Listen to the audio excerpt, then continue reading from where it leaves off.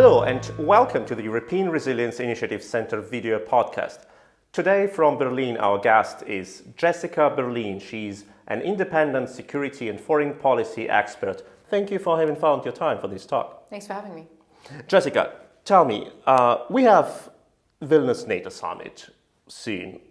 Is Ukraine an asset for NATO? Absolutely.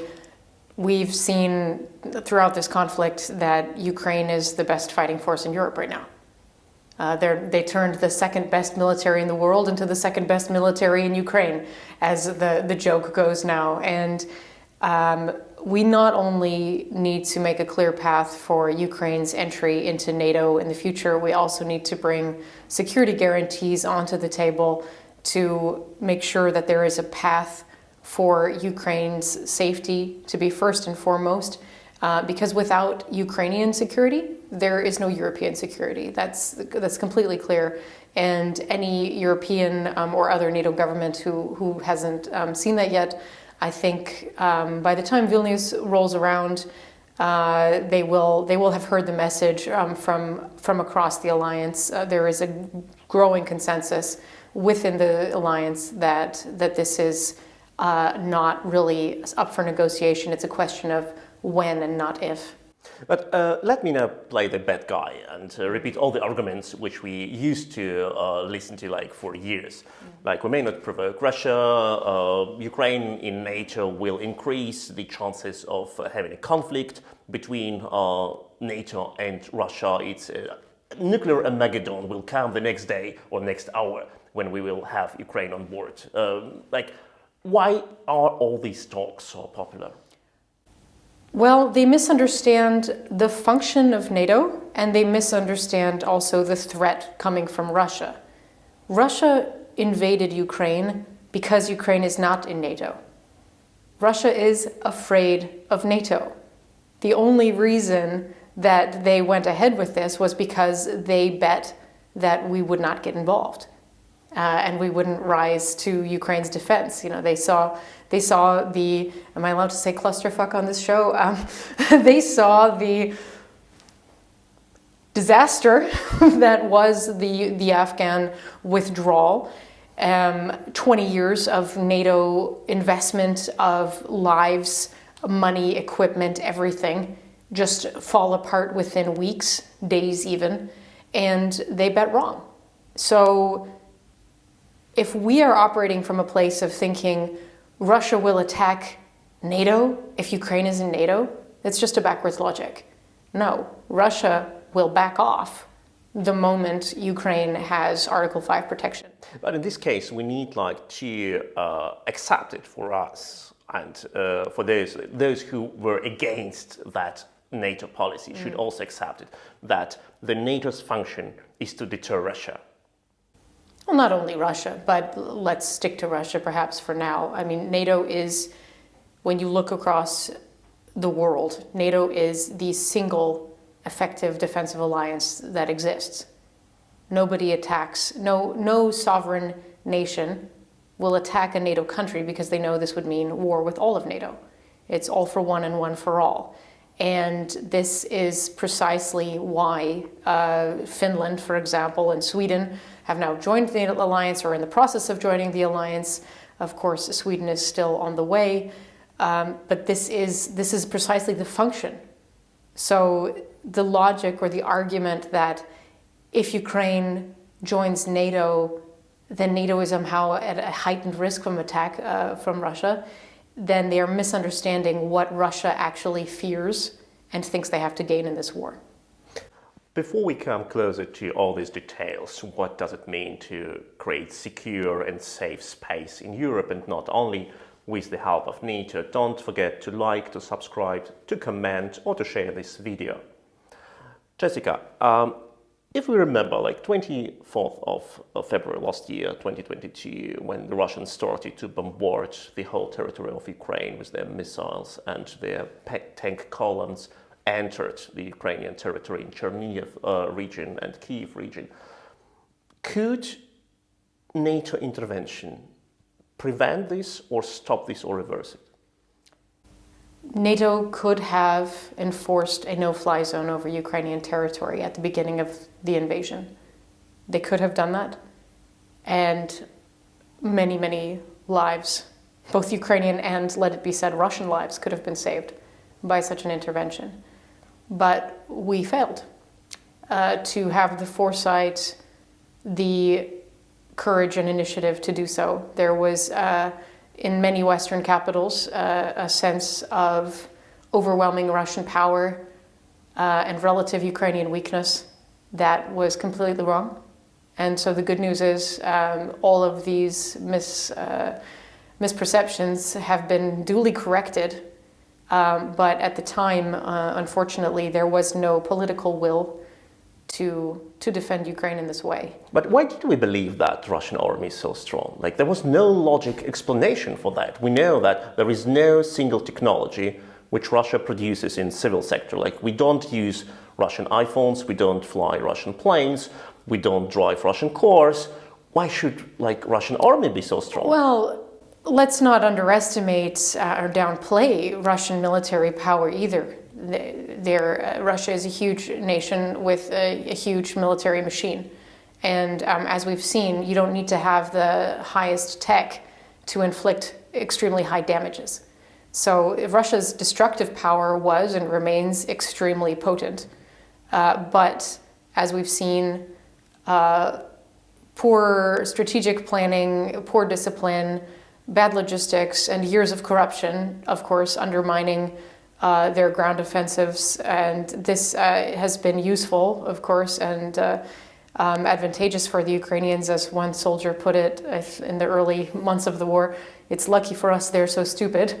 Russian stupidity has cost Russia a lot of lives and saved many Ukrainian lives, but not enough, because there's still, quite simply, massive amounts of hardware to back that up. And and there's also still huge reserves of draftable, enlistable Russian men. So this is not going to stop. And I can't really fully answer the question of why we so overestimated the Russians. I mean, the military capacity is one thing, but all of these soft power issues around morale and strategic planning and execution and cohesion, we really saw quite early on that when those soft skills are missing, that even the largest army can be relatively ineffective. I think also, of course, some of it is going back to just the fact that old habits die hard. And the Cold War was the time of the two great powers balancing each other. And this just assumption of Russia as the number two counterpart to the US military power, a lot of folks from the Cold Warrior generation just have this deeply ingrained into their heads that Russian power is a monolith and matters and demands respect.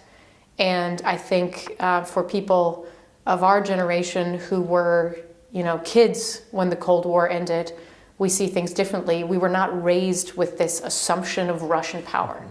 And that is strategically useful. This shift in generational perspective is useful because we are not ingrained with this automatic fear and Ehrfurcht to Russia. But at the end of the day, right now, it matters to me less why did we make so many mistakes at the beginning.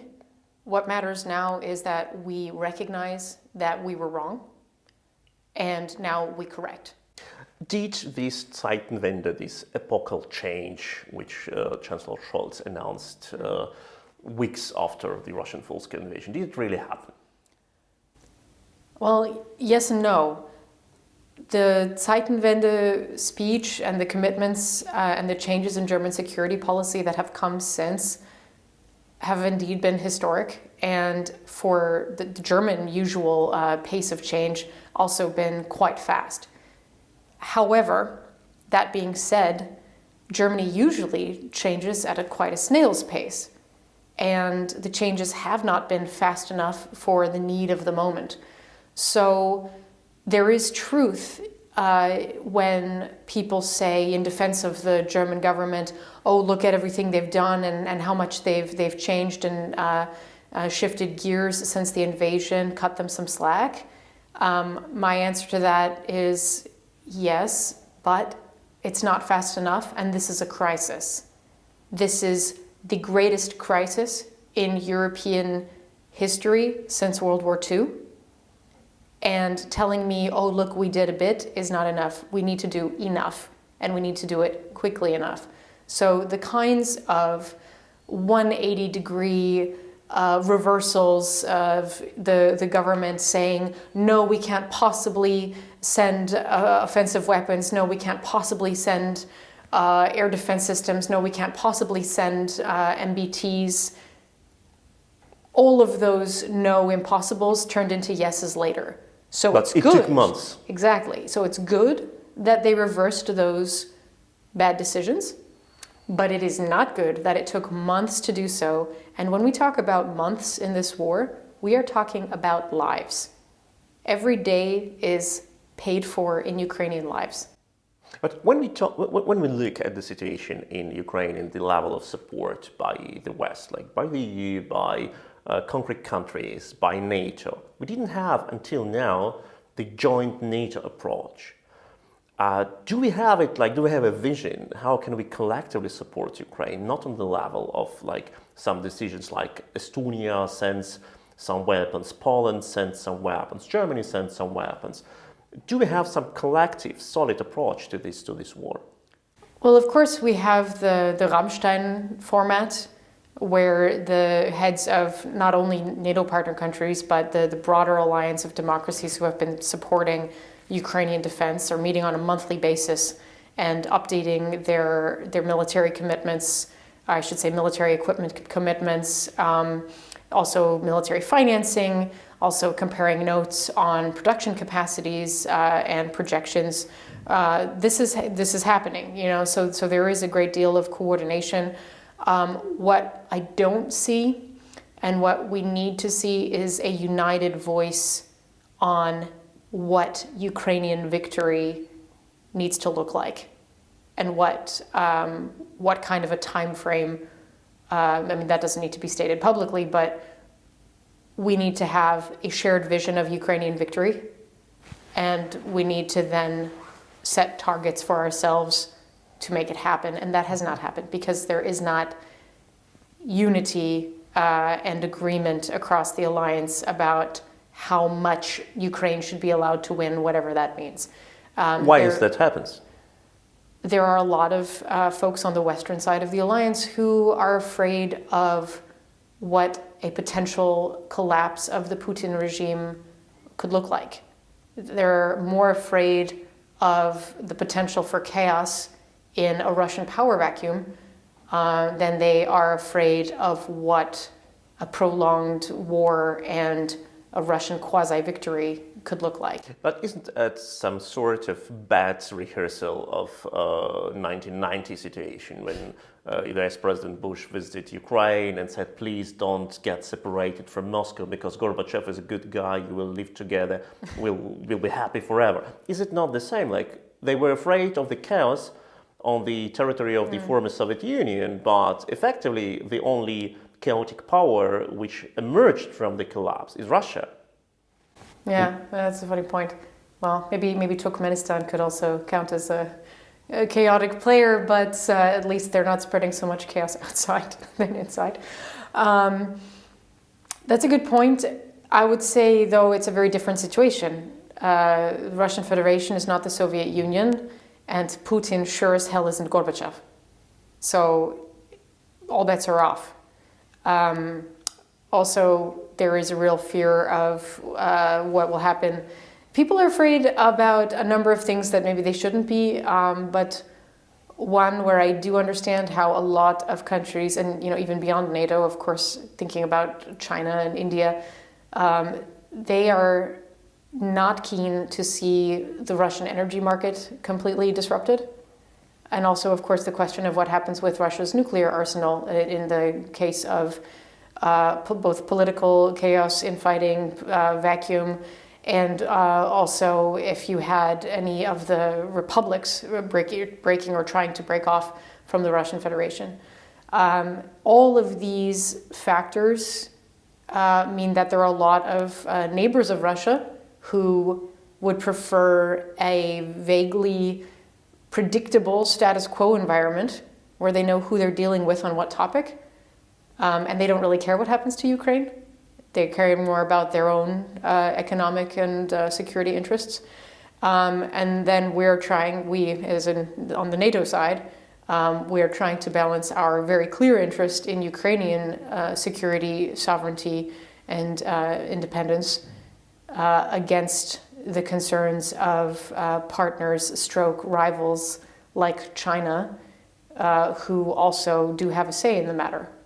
So it's complicated, and we are not going to be able to get, not everyone is going to see things as clearly and stand up as clearly as in Estonia or a Finland, right? And this is, I think, part of the job of the allies of Ukraine, from wherever we are, is to continue putting pressure on our governments and continue explaining also to our voters and the people in our countries who aren't dealing with these topics on a daily basis why this matters so much, and that this is it is truly an investment. Ukrainian victory is not just the right thing, it's also the smart thing to fight for and to invest in. But regarding this understanding or lack of understanding what will come after the Ukrainian victory, do we have now a better understanding within the NATO between the countries who share the common border with Russia and those who don't? Yeah, maybe the further away you are from Russia, the less threatened you feel. That's logical. I think the folks who are further from Russia, who got things wrong, can and should be listening much more to Russia's neighbors who know them best, and especially those neighbors who have been living under Russian and Soviet oppression and occupation for decades and even centuries. They know better. And there is, of course, an increasing awareness in Western European capitals that we were wrong and our Eastern neighbors and partners were right on a lot of things.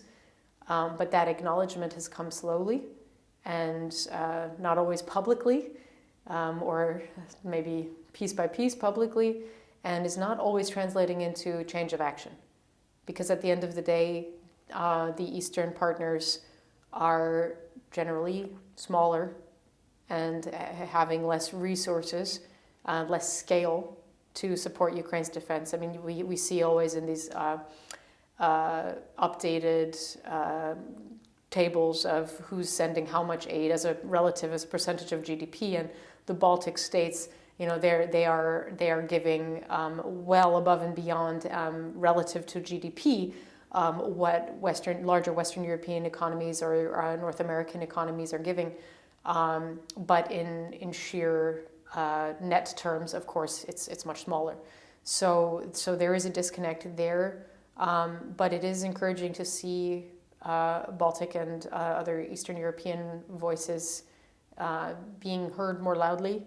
And one of my hopes for an evolution that can grow out of this terrible war is a more breakdown slowly of this East-West divide, the wall in the head, as we call it in German, that Cold War mentality that has stayed with us, these past 30 years, but now also as new generations of leaders are coming into power who didn't grow up with this just assumption of division, and more and more Eastern and Western Europeans who have lived on the other sides of what used to be the Iron Curtain, and speaking more English, and all of these factors that have come in our generation, and certainly also in the next younger generation. So hopefully we'll hear a lot more political voices and strategic insights getting a bigger seat at the table and NATO and the EU in the years to come as an outcome of this war, and the fact that, put in very simplistic terms, the Eastern partner countries were generally right and the Western ones were generally wrong, and we in the West had to catch up and follow the leadership and trust the knowledge and the experience of our Eastern partners. And the cost is much too high for this lesson, of course, but hopefully it's a lesson we'll value all that much more, because it literally cost lives to learn this. That is an extremely important topic, but before we go further and elaborate on this, don't forget to like, to share, to comment under this video, and of course don't forget to follow us, to subscribe, and to get the access to the new interviews. But Jessica, you said, I think, you pointed a very important thing, that the voices of the countries of Central Europe, they got proven to be right, and one need to listen to them more, and they are getting respected now more, hopefully. Do we need some sort of reform of our security mechanisms of the EU, of NATO? Do we need some new approach of what are the goals of our collective defense? Right now, we're talking about NATO's goals and strategies solely as regards the threat from Russia. But the truth is, NATO faces an array of threats from across the world. NATO literally stands for the North Atlantic Treaty Organization. It made sense that NATO evolved into the structure that it was at the end of World War II, and had and has this strong focus as a counterweight to the then USSR, now Russian Federation, whoever that regional adversary is. But we face threats in the 21st century in cyberspace. We face serious potential threats from China, as much as we maybe wish we could forget the worst chapters of the war on terror. International terrorism is, of course, still an issue. There are also threats that will be evolving from climate crises and all the spin-off conflicts and migration crises and instability that will be growing out of climate change in the coming years and decades. And with this in mind, if we talk about reform in NATO, I think we need to recognize that in the 21st century, NATO's security concerns are global, and NATO's membership needs to become global. We are no longer just about the North Atlantic. We now have members all across the Mediterranean and in the Black Sea. We are far beyond the North Atlantic, and I think there will come a time, hopefully sooner rather than later, where NATO becomes, rather than the North Atlantic Treaty Organization, what I call the New Alliance Treaty Organization, a community of democracies who defend each other and work toward our common security. This is, I think, a logical evolution to what is the most successful modern defense alliance that exists. And just as Ukraine's future is in NATO, I believe that NATO's future is global. There are obvious expansion partners in the Pacific, Asia-Pacific region, to state the obvious: Japan, South Korea, Australia, and New Zealand. We already closely collaborate with these countries in all manner of military and intelligence operations.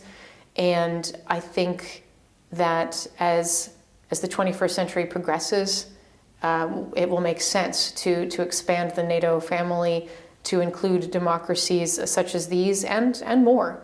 And with countries who are smaller and who have less resources, less production capacity, just like as when the smaller Baltic states came on board, there were issues, and there's always going to be a time of adaptation. Membership doesn't happen overnight, but these are structural changes and reforms that we should be planning for. And we should be asking ourselves, how do we make this possible in the future, rather than trying to stick to a 20th century approach and a 20th century model of NATO that is no longer addressing the global realities that the NATO alliance faces. Yeah, that is an amazing perspective, because we of course, the NATO was created in 1949 as exactly the two shores of the Atlantic. And the logic eastern border of NATO was like a bit more to the east from the Rhine River in Germany, because everything beyond was the Soviet-controlled zone. Now we have the members who are like Czechia or Slovakia, like they are not from the North Atlantic, but they are extremely important for NATO. And do you understand you correctly that NATO, from this perspective, could fill the gaps which the United Nations Security Council must cover but does not cover? I wouldn't conflate it with the Security Council, but rather I would say that to bring up the UN, I mean, the United Nations have abjectly failed in their stated mission and purpose to maintain peace and security in the global order. This has obviously failed multiple times since the UN's inception. And I think anybody who's talking about reforming the UN, in an ideal world, we could and we should, but as long as the UN Security Council exists in its current form, it's basically impossible to reform and to make the UN a viable enforcer of international law and a keeper of international peace.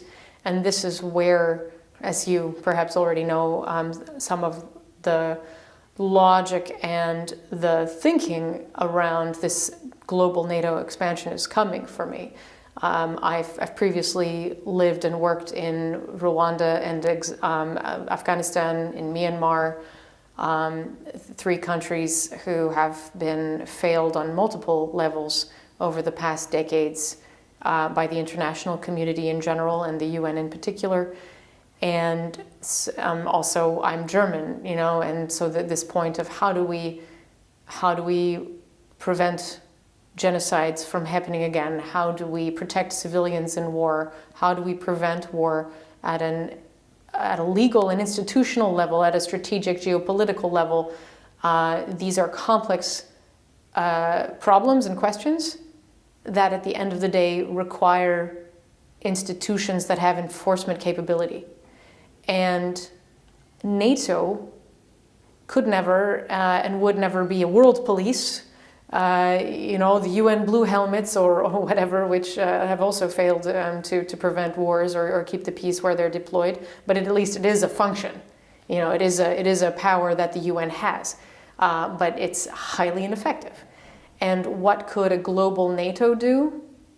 While they wouldn't be sending out peacekeeping missions into non-NATO members' territories, and wouldn't be somehow replicating this kind of a UN function that we know from the current institutional model, what we could have through expanded NATO memberships is basically reducing the number of countries that hostile nations are willing to attack and invade, and creating that deterrent effect, number one.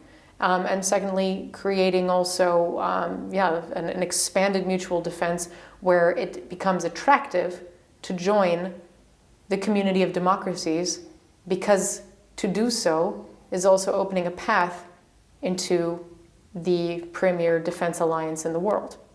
So there are a lot of long-term factors that could and should feed into this. Probably this show is not long enough to go into the weeds of the ideas and plans I have around this, which I'll be writing about more in the coming weeks.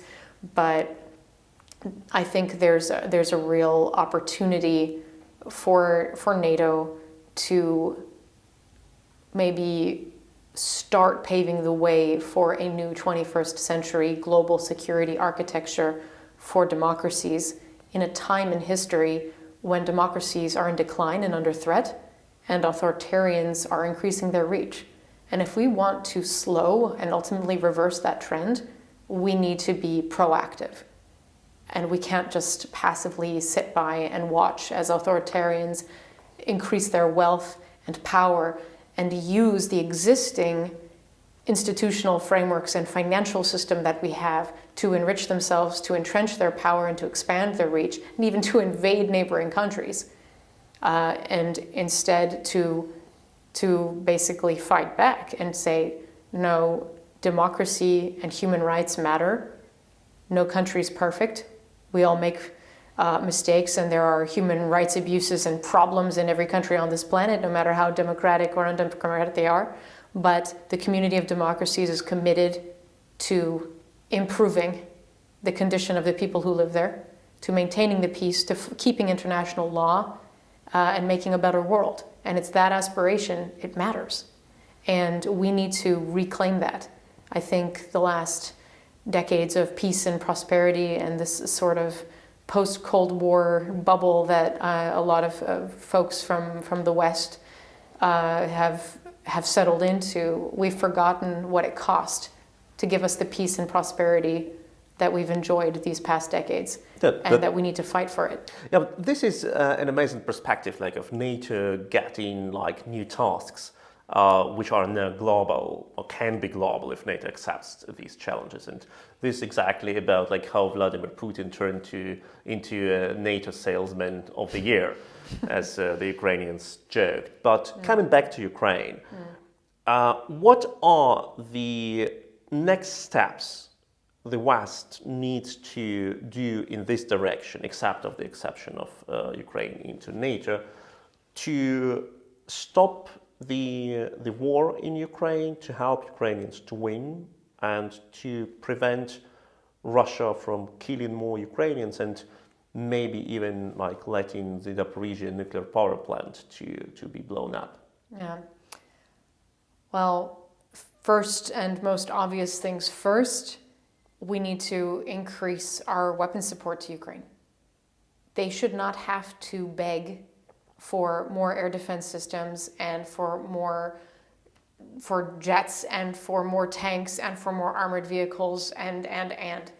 We should be giving them everything we can. We know what their needs are, and they need it. If we want this war to end faster, we need to give them the tools to end it faster. Full stop. Isn't it somehow like humiliating when the Ukrainians ask for another 30 Bradley or like 20 Marder, while we have like hundreds of thousands of IFVs from the Cold War in the storage? Yeah, from the Cold War, from the Iraq War, from Afghanistan, there are tons of equipment just sitting in storage, gathering dust that could be saving lives in Ukraine. It's and they were designed for exactly this purpose. They were built for the case when Moscow starts a full-scale war in Europe. Yeah, it's really it's not just shameful on a moral level. It's also really stupid strategy. That being said, there are those who are genuinely concerned about what a Russian collapse would look like, and my point to them would be, the sooner this war ends, the less likely it is for Putin's regime to fall apart. Putin started this war with lies, and he can end it with lies. They have full control, his regime has full control over the media in Russia, and the narrative that is given to the Russian people about what's happening in this war. They can make up any nonsense they like to make an excuse for withdrawal from Ukraine. They can blame it on the boogeyman. It doesn't matter. They can come up with anything. And the sooner Russian defeat in Ukraine comes, this actually increases Putin's lifeline, because that's less time for his opponents to plot against him. It's just literally in terms of time. And you please correct me on this if, as someone with a Russian background, If you think I'm totally off, I'm very open to engaging in that debate. But my sense of it is, the sooner this ends, he's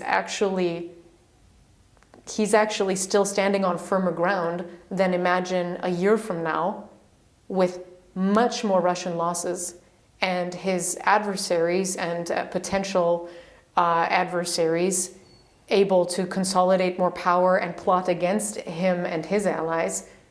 I mean, this is actually not necessarily the worst outcome for people who are concerned about the survival and stability of Putin's regime. So, to tell me and to tell the Ukrainians that if Ukraine wins quickly, it means Russia will fall apart, I don't know. I think a really long, expensive war with even more thousands and thousands of Russian casualties and increasingly angry members of the Russian military and intelligence community starting to plot against Putin and his coterie. This sounds more unstable than a swift loss in Ukraine, a swift withdrawal, and then being able to make up some narrative and some new excuse and clamping down on the opponents while they still have all the cards in their own hands. Well, if we compare the situation in Russia now with like some previous collapses of Moscow Empire, I would compare it like not with the collapse of the Soviet Union, but with the collapse of the Russian Empire in 1916, 17. And then it happened exactly as you describe it. First, they had like a very short war. They lost a Japanese war, like Russo-Japanese war, and it led to some sort of like turbulences in the Russian Empire, but not to the collapse. But then they had like 3 years of World War I, and they have not even lost it. They were actually on the winning side, but it was so bad for them that it ended with the complete collapse of the empire, regime change, and chaos in the country. So yes, I agree that the short loss would not mean the immediate collapse of Russia, but the long war with long burden and with a lot of people who return home with their violence experience, that could be much more dangerous for the Russian state. Yeah, and to pull another example from Russian/Soviet history, it wasn't just David Hasselhoff dancing and Ronald Reagan speeches that brought the Berlin Wall down and the dissolution of the Soviet Union. It was a decade of war in Afghanistan that was bleeding out the finances and causing mass casualties that were becoming increasingly difficult to hide from the people. So like you say, a long war is worse for regime stability than a short war. So no matter what angle you're looking at it from, a swift end to the Russian invasion, it's better for everyone. No matter what your concern may be, if you are an ally of Ukraine and if your goal is peace, a return of peace and stability in Europe, then you must wish for a swift Russian defeat and give the Ukrainians everything they need to make that happen. And to your question around the Russian threats to Zaporizhzhia nuclear power plant, this is, in my mind, even more drastic and requires immediate action. NATO, we should make very clear that an attack on the nuclear power plant or any other nuclear attack or attack on nuclear chemical facilities will be seen as an attack on NATO as well, because the fallout from such an attack on Ukrainian territory would have spillover effects and damage and cost potentially casualties in NATO countries. And I'm very glad to see just yesterday the U.S. Senate had a joint resolution proposed by Senators Blumenthal and Graham proposing as much. And that's an important message and step. Let's hope that resolution passes quickly. But we need to hear this not just from the U.S. Senate, but we need to hear this from the heads of states of NATO countries. They need to come out loud and clear that any nuclear or chemical attack in any form, accident or deliberate and obvious attack, is not acceptable and would result in NATO engagement in the defense of Ukraine, including a no-fly zone being enforced over Ukraine and the destruction of Russian military positions on Ukrainian soil. And that needs to be made crystal clear to the Kremlin. This is a line you do not cross. And people talk about red lines. We remember President Obama's notoriously meaningless red line on chemical weapons use in Syria. And Putin is, of course, remembering this as well and thinking maybe he can get away with something. But we need to make damn clear that this would be a point of no return and would ensure his defeat. But that is a crucial question. Like, we have drawn red lines, or so-called red lines, so often, and we so often ignored our own red lines that we taught Putin that our words are meaningless, they worth nothing. He may come to the red line, cross it, then say it wasn't me, blame Ukrainians. Of course, Lavrov will say it have been like the Ukrainian terrorists or nationalists or HIMARS missiles. And we will spend once again weeks in our talks, and our media will continue to quote both sides. Well, that's why I say we should be crystal clear in saying any nuclear attack, whether they declare it as accidental or it's the deliberate use of a tactical nuclear weapon on Ukrainian soil, that these will all be viewed as an attack. And it doesn't matter what excuses they come up with. I mean, let's be real. Everyone knows who blew Kakhovka Dam. Everybody knows, and everybody would know as well. And so this is why the message, both in front of the cameras as well as behind the scenes, needs to be made rock solid and crystal clear now, that this red line you do not cross. This is not a Syria 2.0. This is business, and let's hope that we can get that kind of clarity from the White House and from other NATO countries as well. Of course, in such matters, it's really at the end of the day the voice from Washington that's missing. We need that leadership. We need American power to back up that threat. And it was an encouraging sign to see that bipartisan resolution coming from the U.S. Senate. And we've got a couple weeks to go until Vilnius, until the NATO summit there. And we just, in the meantime, need to keep pushing and informing our voters and our legislators and our leaders across the NATO alliance that this is what's at stake and this is what needs to be done. And we don't have time to ponder and scratch our chins for the next 6 months. We don't have time for that. We need to act now. But do we have this understanding in White House, in the Federal Chancellor's office, in the Elysee Palace? Because without this understanding, without the commitment to strike Russian military bases if needed, and this is an important step. You don't make this step because just you decided this morning. Do we have this understanding that we need to make it clear, because now the Zaporizhzhia nuclear power plant is mined? Let me put it this way. If NATO needed to strike Russian military positions, no, the decision is not an easy one, but let's say the contingency plans are already there. All right, NATO intelligence knows exactly where Russia's troops and positions are in Ukraine. It's not a secret. So that, I think, is less the issue. It's not an issue of military capability. It's an issue of political will.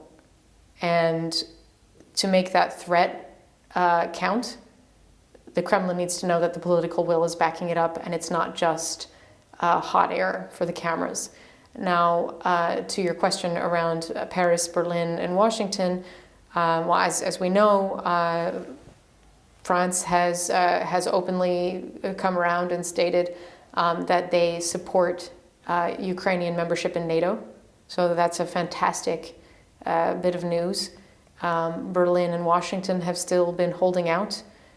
And as we've seen again and again with Germany, well, German nose frequently with time turn into yeses. So I believe on this issue as well, it will be a question of not if, but when Germany comes on board.